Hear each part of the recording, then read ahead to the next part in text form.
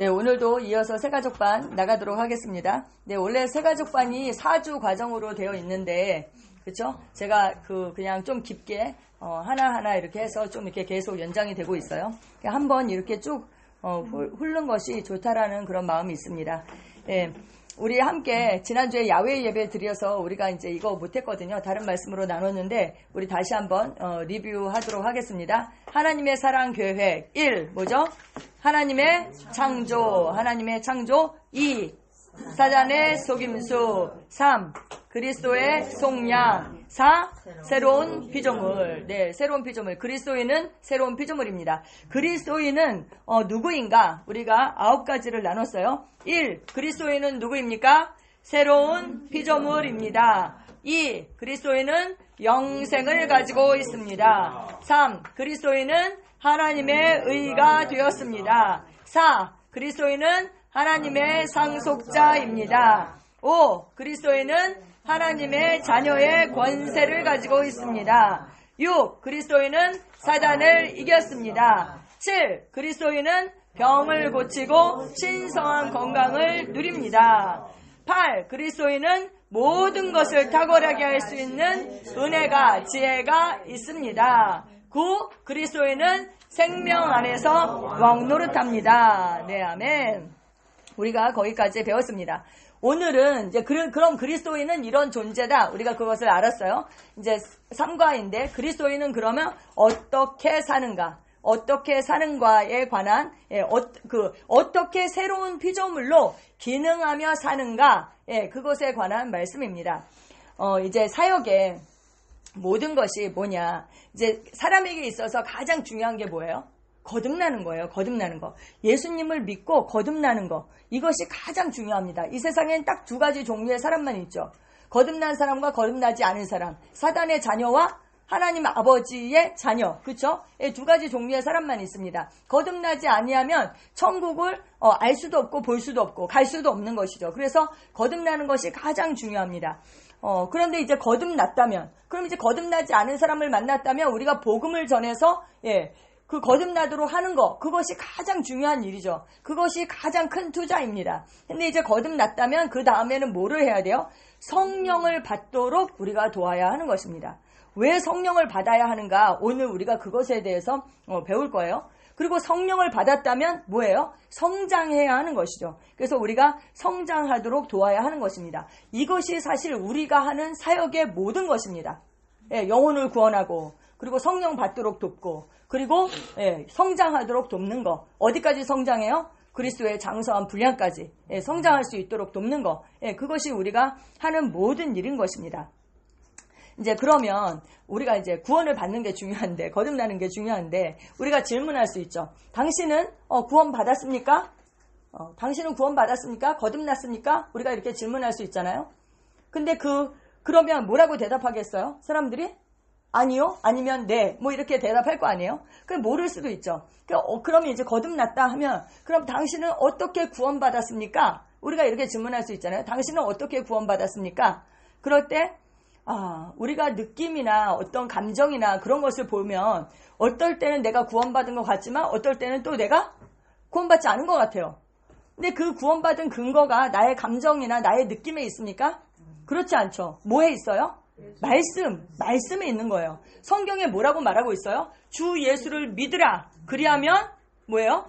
너와 내 집이 구원을 얻으리라. 이렇게 말씀하고 있거든요. 주 예수를 믿으라. 그러면 구원을 받는다. 그리고 우리가 너무나도 잘 아는 그 요한복음 3장 16절 말씀이 있죠. 시작. 하나님이 세상을 이처럼 사랑하사 독생자를 주셨으니 이는 그를 믿는 자마다 멸망하지 않고 영생을 얻게 하려 하심이라. 아멘. 그렇습니다. 우리가 믿음으로 말미암아 주 예수 그리스도를 믿음으로 말미암아 구원을 받는 것이죠. 그러면 우리가 이렇게 질문할 수 있어요. 그래요? 믿음으로 받아요. 그러면 어떻게 그럼 믿는다는 것은 무엇입니까? 그렇죠? 믿는다는 것은 무엇인가? 그렇죠. 영접하는 것이죠. 왜냐하면 우리가 요한복음 1장 12절 말씀을 알고 있잖아요. 영접하는 자, 곧 그 이름을 믿는 자들에게 하나님의 자녀가 되는 권세를 주셨다. 믿는다라는 것은 예수님을 영접하는 거예요. 그분이 오셨어요. 그분을 있는 그대로, 그 말씀을 있는 그대로 받는 것입니다. 예수님을 있는 그대로 모셔드리는 거예요. 영접하는 것은 곧 믿는 거예요. 믿는 거, 말씀을 믿는 거. 그러면 어떻게 예수님을 영접할 수 있나요? 예, 그 로마서 10장 10절 말씀이 있죠. 사람이 마음으로 믿어 의에 이르고 입으로 시인하여 구원에 이른다. 아, 그렇구나. 마음으로 믿어서 마음으로 믿고 입으로 시인하는 거구나. 그러면 마음으로 믿는데 무엇을 믿는가? 그게 중요하잖아요. 무엇을 믿는가?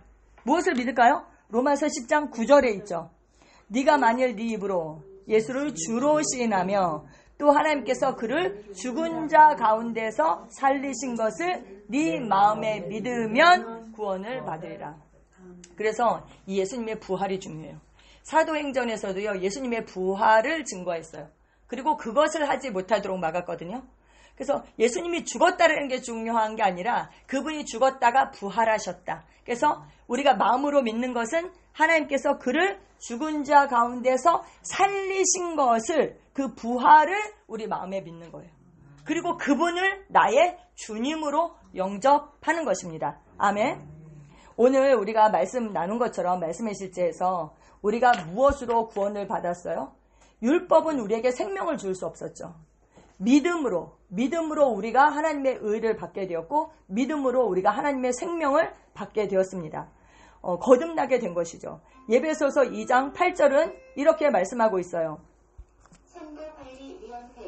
예배소서 2장 8절 말씀 우리 함께 읽겠습니다. 시작. 너희는 그 은혜에 의하여 믿음으로 말미암아 구원을 받았으니 이것은 너희에게서 난 것이 아니요 하나님의 선물이라. 아멘.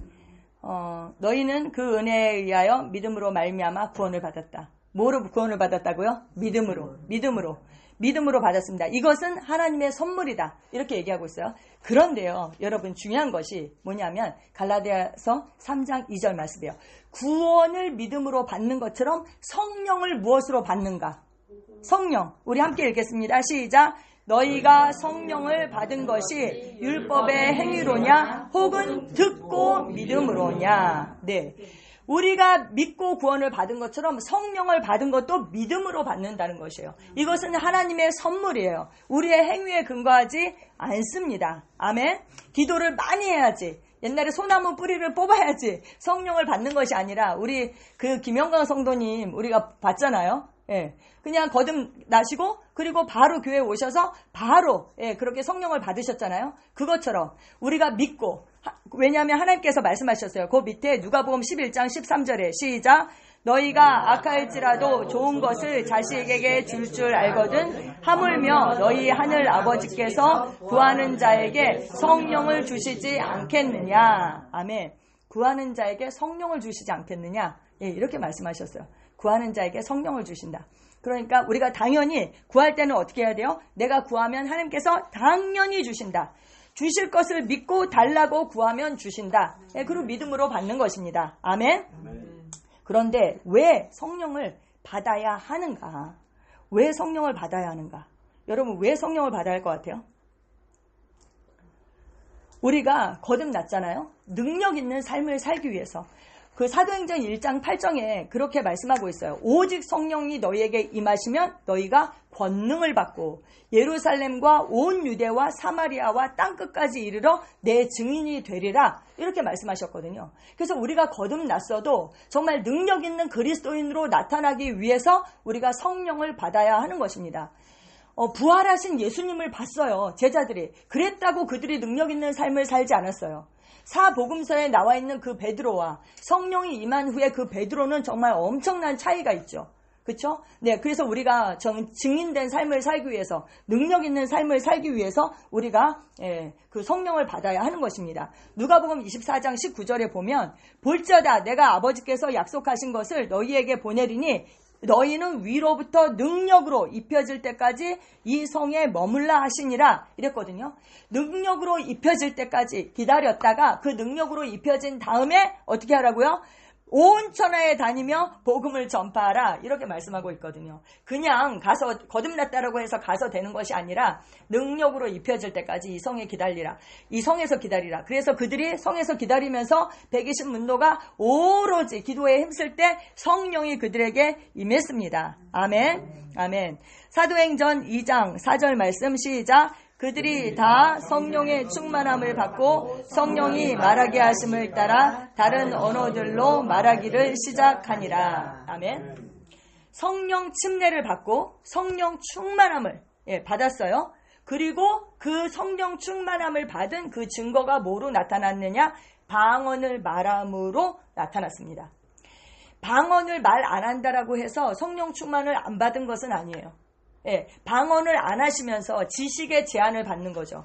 제가 아는 목사님은 정말 98세, 99세 지금 그러신데 방언을 안 하세요. 근데 그분은 거듭나서 새 말 있잖아요. 우리 말이 변한 거. 그것이 새 언어고 그것이 방언이라는 그런 지식을 갖고 계세요. 그래서 방언을 안 하세요. 그런데 그분은 제가 삶을 볼 때 정말 말씀이 실제가 되는 그런 삶을 사시거든요. 성령 충만하세요. 이 지식의 제한을 받는 거예요. 그래서 내 백성이 정말 지식이 없어서 망하는 거죠. 물론 이제 그분은 망하지는 않았지만 그 제한을 그렇게 받는 거죠. 그런데 방언을 말한다면 그것은 성령 충만함을 받은 그 증거가 되는 것이죠.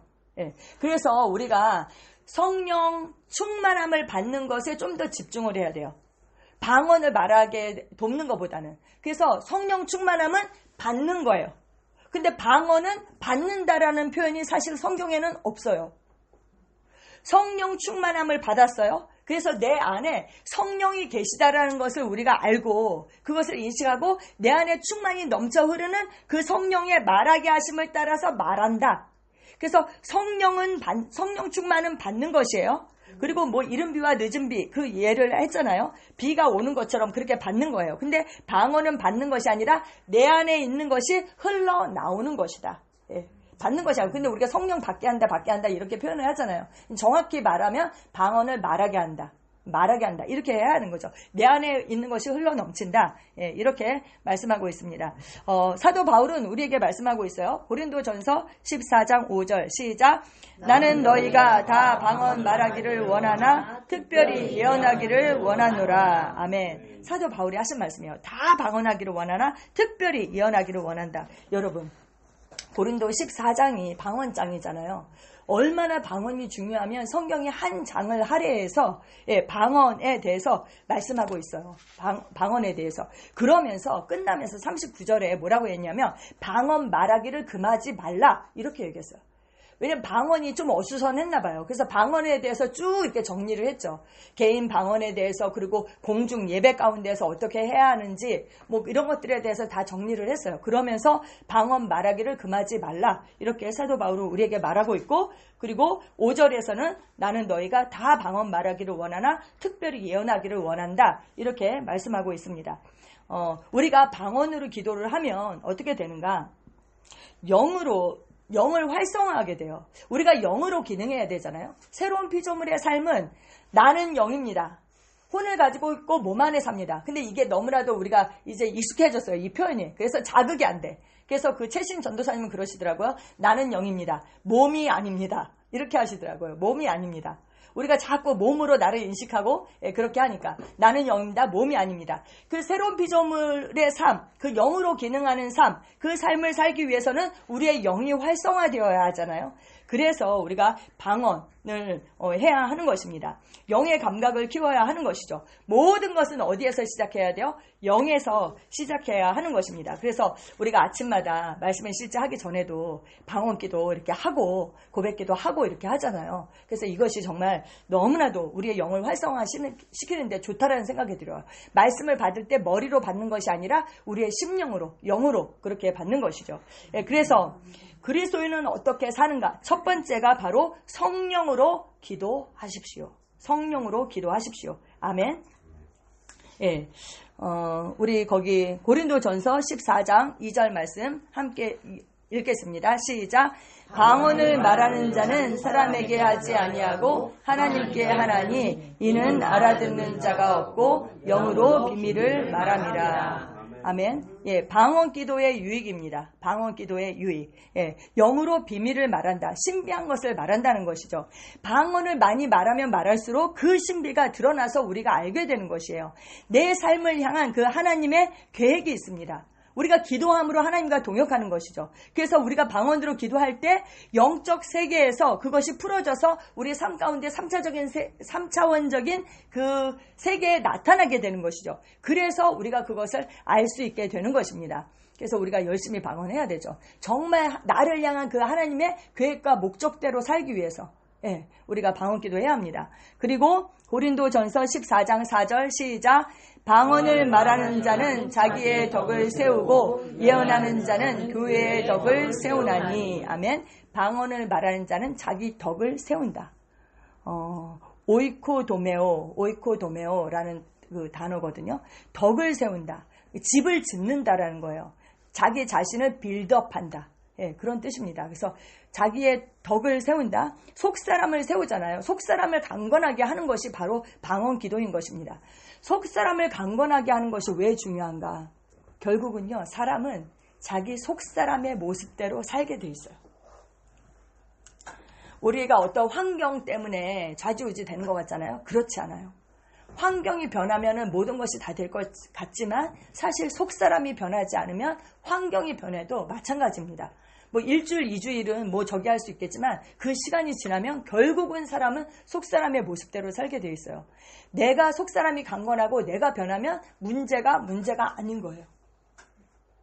똑같은 문제라도 그 문제보다 더 내 속사람이 크고 강하면 그 문제는 문제가 아닌 것이죠.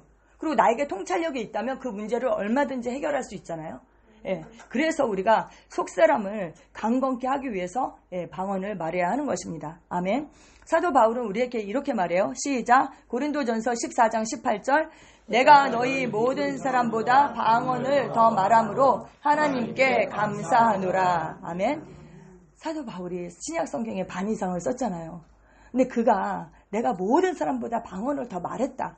내가 주 예수 그리스도로 본받은 것처럼 너희는 나를 본받으라 이랬잖아요. 본받으라 얘기하면서 자기 방언을 그렇게 말했다고 해요. 그럼 우리도 당연히 방언을 많이 말해야 하는 것이죠. 데이비드 로버슨 목사님은요, 이 방언의 은사를 그 발언 은사에 넣지 않으세요. 계시 은사에 넣으세요. 왜냐하면 방언을 많이 말할수록 뭐가 오게 돼요? 계시가 오게 돼요. 그래서 방언 은사를 계시의 은사에다가 넣거든요. 그 정도로. 왜 사도 바울을 통해서 이렇게 신약 성경이 많이 오게 되었나? 새로운 피조물의 이 계시, 이 최고의 계시가 왜 사도 바울을 통해서 오게 되었나? 그가 누구보다도 방언을 많이 말했기 때문입니다. 아멘. 네, 유다서 1장 20절 말씀 시작. 사랑하는 자들아, 너희는 너희의 지극히 거룩한 믿음 위에 자신을 세우며 성령으로 기도하며. 아멘. 네, 거룩한 믿음 위에 자신을 세운다. 이제 이게 오이코도메오라는 뜻인데요. 에피는 위라는 뜻이에요. 그래서 자신을 어떤 위에 세운대요. 어디 위에 세우느냐? 믿음 위에 세운다는 거예요. 믿음 위에. 믿음 위에 세우면 믿음의 반석. 흔들리지 않잖아요. 그렇죠? 흔들리지 않잖아요. 어떤 정말 비바람이 불고 창수가 나고 비바람이 쳐도 흔들리지 않잖아요. 말씀 위에 믿음 위에 세워지면. 그래서 방언이 바로 우리를 그렇게 믿음 위에 세운다. 거룩한 믿음 위에 세운다. 이렇게 말씀하고 있습니다. 그리고 또 charge, 충전하다라는 뜻이 있어요. 아무리 좋은 핸드폰이 있어도 요즘 삼성 핸드폰 뭐 새로 나온 거는 AI 그게 들어가 있어서 20개 국어를 동시 통역한대요. 동시 통역. 전에는 이렇게 대고 이렇게 하면 이렇게 했잖아요. 근데 지금은 동시 통역이 된대요. 그래서 김진호 목사님께서 브라질 갈 때 그 핸드폰 사갖고 가야 되겠다고 그러시더라고요. 브라질 사람들이 영어를 못해가지고 포르투갈어 하는데 이제 못하시니까 되게 불편하셨나 봐요. 근데 동시 통역이 된다는 거예요. 어떡하죠? 동시 통역 하는 사람들. 그런 세상이 됐어요. 근데 아무리 좋은 핸드폰이 있어도, 그렇게 좋은 핸드폰이 있어도 차지가 안 돼서 배터리가 방전돼 있으면 아무 소용이 없는 거잖아요. 그것처럼. 근데 우리가 방언으로 말할 때 우리가 차지 되는 거죠. 핸드폰이 100 풀로 이렇게 딱 차 있으면 왠지 마음이 든든하잖아요. 그렇죠? 네, 그렇습니다. 바로 그것이 방언이다. 이렇게 말씀하고 있습니다. 우리가 믿음 위에 자신을 세우는데요. 우리가 믿음이 있잖아요. 근데 항상 믿음의 최고봉에서 기능하지는 않거든요. 우리 안에 믿음이 있어요. 믿음의 주요 온전케 하신 이가 우리 안에 있어요. 우리는 그리스도의 믿음을 가지고 있어요. 그런데 항상 그렇게 기능하지는 않아요. 근데 항상 그렇게 기능하도록 만드는 거, 그게 뭐라고요? 예, 방언기도라는 거예요. 예, 발전기를 막 돌려갖고, 제가 시골에서 발전기 이렇게 막, 전기 나가면 발전기 막 돌려서 했거든요. 그럼 불이 어두워졌다, 밝아졌다, 어두워졌다, 밝아졌다 이래요. 발전기가 막 돌아가서 그게 하면 밝아져요. 그러다 발전기 그거 힘이 없어지면은 다시 불이 어두워지는 거예요. 그쵸? 그 어두워진 상태로 살면 안 되잖아요. 그쵸? 밝은 빛 가운데. 그리고 완전히 진짜 최고봉의 그 믿음 안에서 기능하는 그런 삶을 살게 한다. 그래서 뭐라고요? 성령으로 기도하라. 이렇게 말씀하고 있습니다. 아멘. 네, 요한복음 7장 37절에서 39절 시작. 누구든지 목마르거든 내게로 와서 마시라. 나를 믿는 자는 성경의 이름과 같이 그 배에서 생수의 강이 흘러나오리라 하시니 이는 그를 믿는 자들이 받을 성령을 가리켜 말씀하신 것이라. 예수께서 아직 영광을 받지 않으셨으므로 성령이 아직 그들에게 계시지 아니하시더라. 아멘. 네, 배에서 생수의 강이 흘러나온대요.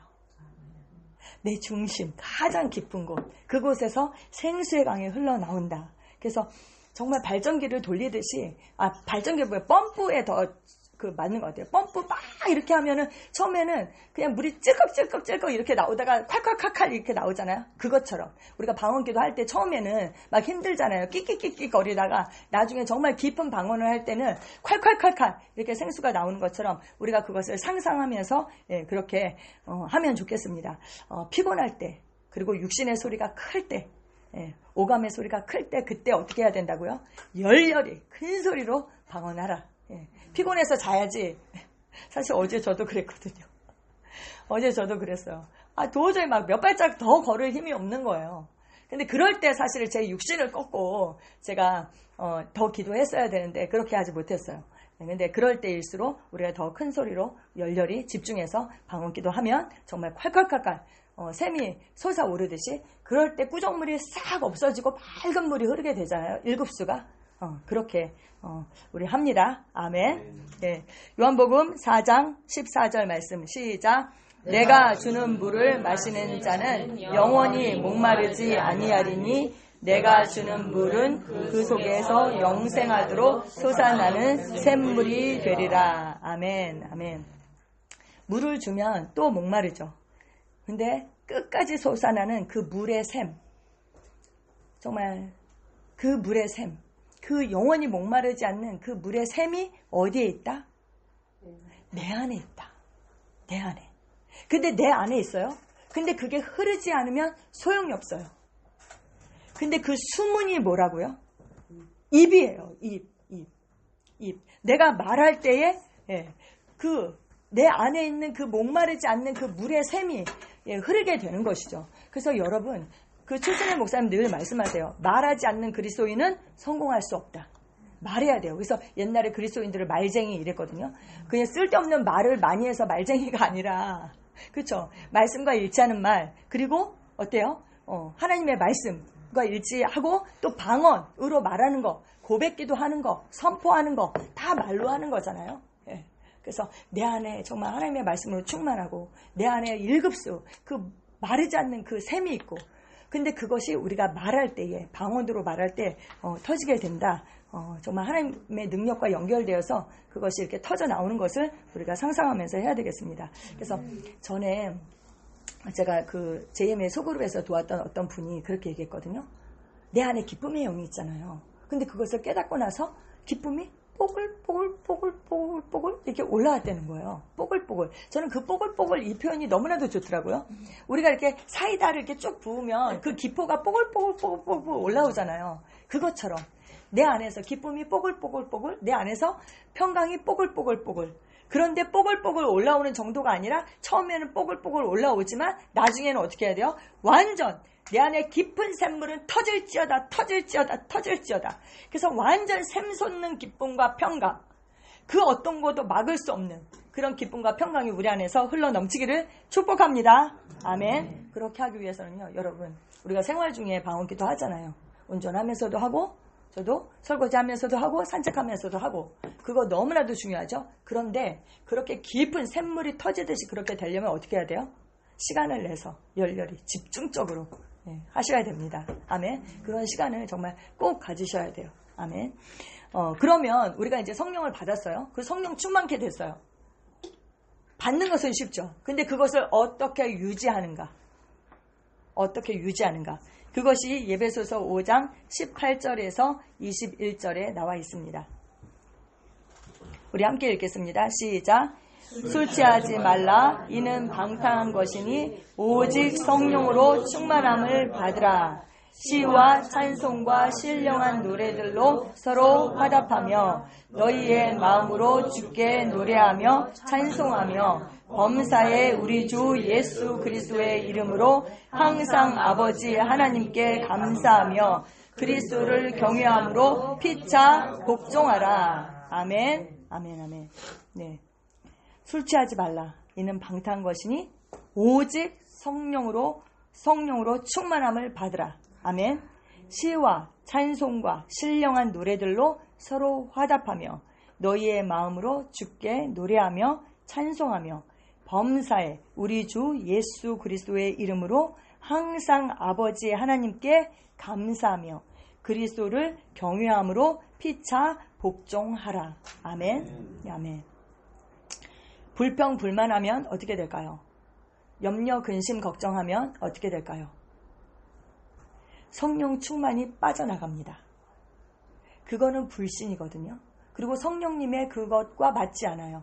그러니까 이렇게 하나님의 그런 어떤 성품과 능력과 반대되는 것들을 우리가 계속 하고 있으면 성령 충만이 빠져나가게 되죠.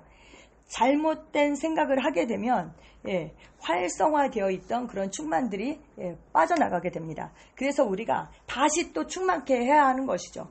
그렇게 하기 위해서는 어떻게 해야 되는가? 여기에서 말씀하고 있어요. 시와 찬송, 그쵸? 그리고 노래, 감사, 그리고 방언기도, 그리고 여기에 그 감사가 너무나도 중요해요. 하나님께 감사하는 것. 그것이 성령 충만함을 유지하는 비결 중에 하나입니다. 그리고 마지막에 그리스도를 경외함으로 피차 복종하라. 이렇게 말씀하셨거든요. 그리스도께 하듯이, 대하듯이. 뭐예요? 존중하는 삶이에요. 존중하는 삶.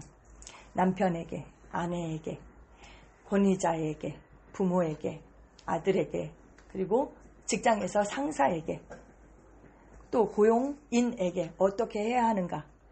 그리스도를 경외함으로, 그리스도를 인식하는 거죠. 그래서 피차 복종하라. 존중하는 삶을 살 때에 우리의 그 성령 충만함을 유지할 수 있습니다. 아멘. 우리가 이제 재예매를 하는데요. 최순일 목사님께서 이번 주에 숙제를 주셨어요. 어떤 숙제냐면 영적 모드로 사는 거죠. 영적 모드로. 근데 영적 모드로 사는 게 전에는 방언 기도를 많이 해야지 뭐 이렇게 된다고 했는데 주님 이렇게 한번 딱 부르면 우리가 딱 영적 모드로 바꿀 수가 있잖아요. 지금은.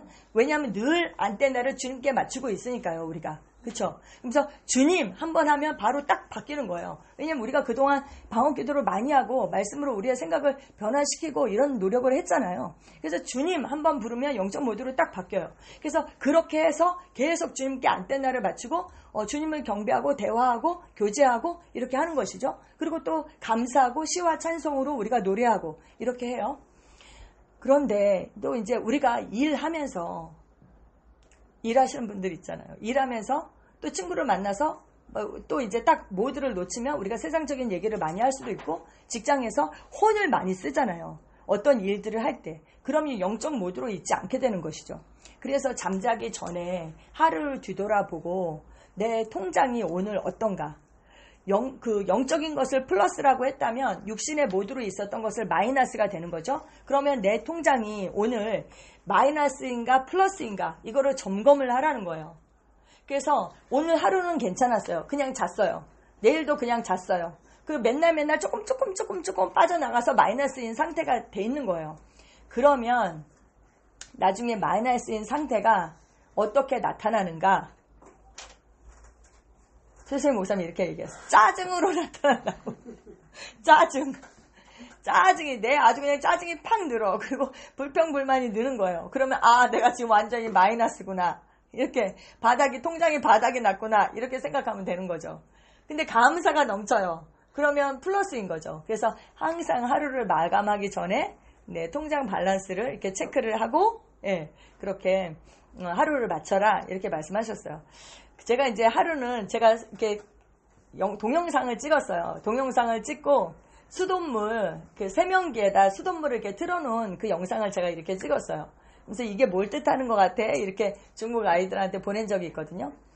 그 물이 빠져나가는 하수구 그 구멍을 딱 막고 수돗물을 틀어놓으면 물이 점점 고이겠죠. 그리고 나중에 흘러 넘치겠죠. 근데 물이 흘러도 그 빠져나가는 구멍을 계속 열어놓고 틀으면 소용이 있어요? 없어요? 아무리 받아도 계속 빠져나가고 있는 거예요. 그 빠져나가는 구멍을 차단을 해야 돼요.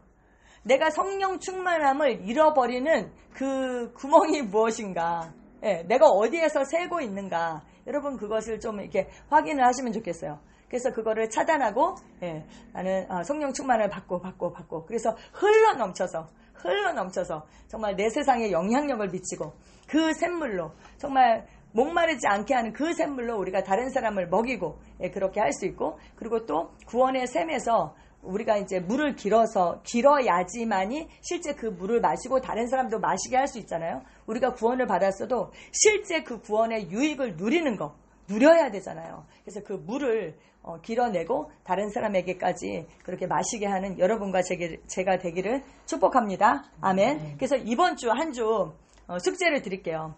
통장 잔고를 체크해 보시고요. 그리고 마이너스가 되게 하는 거 차단하시고 정말 풀로 다음 주에 만날 때는 정말 우리의 영적 통장이 아주 빠방해져서 그렇게 되기를 여러분 축복합니다. 아멘. 네.